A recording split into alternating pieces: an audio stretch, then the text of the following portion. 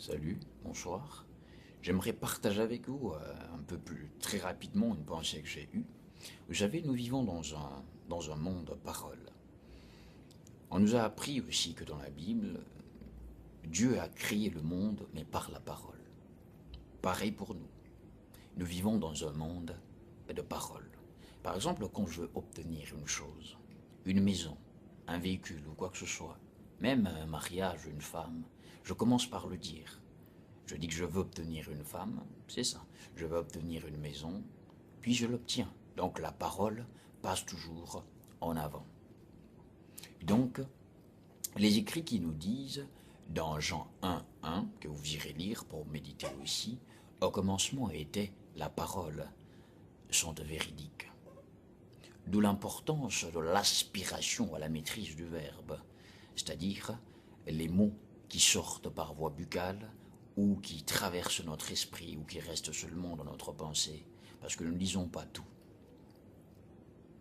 Ce n'est pas une science à prendre à la légère, c'est-à-dire il faut bien comprendre, maîtriser ce que nous sortons de nos bouches.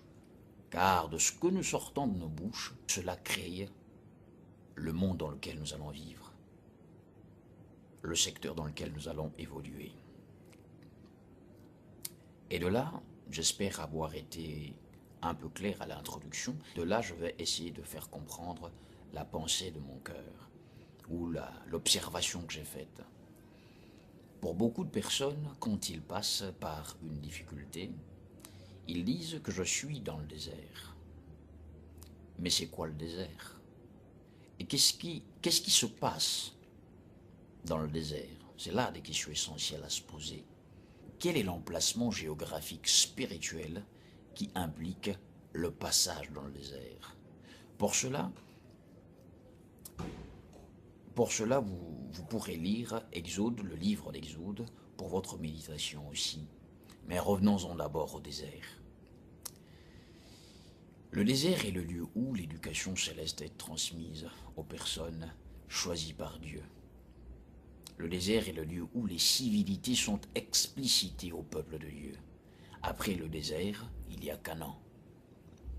Et dans Canaan, on ne parle plus de désert, si ce n'est que pour rappeler l'alliance faite avec Dieu dans le désert, c'est-à-dire les conditions que Dieu a données. Cela nous ramène au fait que si tu gardes le langage, et puis il y a un autre élément d'abord, c'est que j'ai compris dans l'esprit des gens, c'est que, ou l'esprit du peuple de Dieu, de la majorité, c'est que ils associent le désert à la galère, le désert à la misère. Alors que le désert, c'est pas ça. Le désert, c'est le lieu où l'enseignement, l'instruction a été donnée au peuple de Dieu. L'endroit où ils ont été instruits pour apprendre comment est-ce qu'ils allaient se comporter dans la société, comment est-ce qu'ils allaient évoluer, comment ils occuperaient les terres qu'ils prévoyaient d'occuper. Après le désert,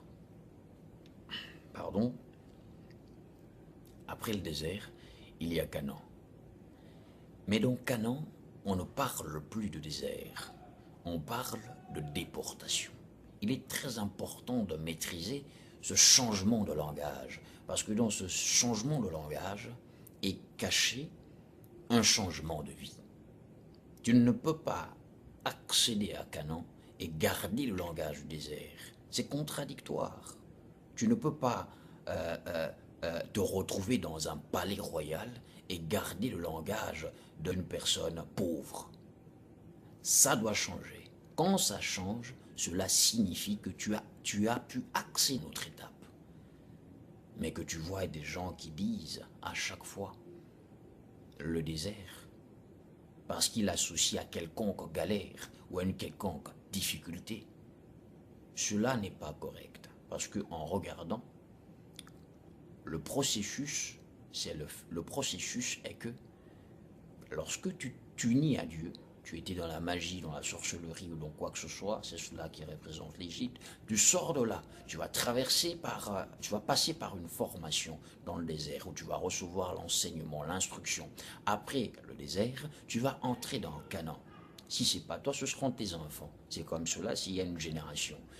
Quand tes enfants entrent dans Canaan, les enfants doivent vivre une vie de promesse que Dieu a donnée par alliance. Mais si le danger qu'il y a dans cela, si les enfants se retrouvaient en plein Canaan et qu'ils gardaient toujours le langage du désert, cela signifierait qu'ils n'ont jamais accédé dans Canaan. Et cela ressort un problème. Et de là, l'on pourra comprendre qu'il y a beaucoup de gens qui, en principe, puisqu'ils gardent ce langage, cela, d'un autre côté, signifie que ils n'ont jamais accédé dans ce Canaan, parce qu'en principe, ils devraient déjà y être, et de notre part, c'est des gens qui devraient se mettre à réclamer leur